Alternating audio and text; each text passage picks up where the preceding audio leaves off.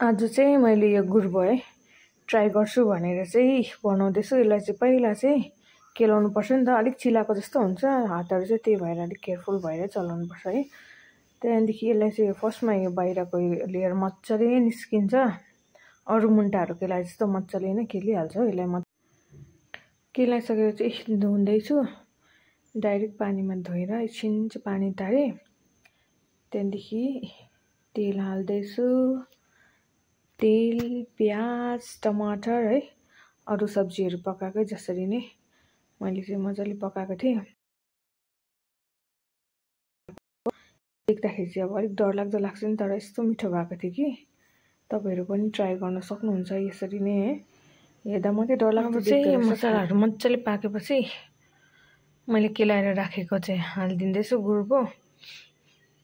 अन्त एकछिन यसलाई मजाले चलाएर नुनहरू हालेर चाहिँ छोप्दै पकाउँदै गर्नुपर्छ। अब चाहिँ मैले बनाएको सब्जी पनि रेडी भइसकेको छ, दामी देखिराखेको छ हो। अन्त सर्भ गर्नु लागे खाना, अन्त यो गुर्बोको सब्जी, अन्त सुप।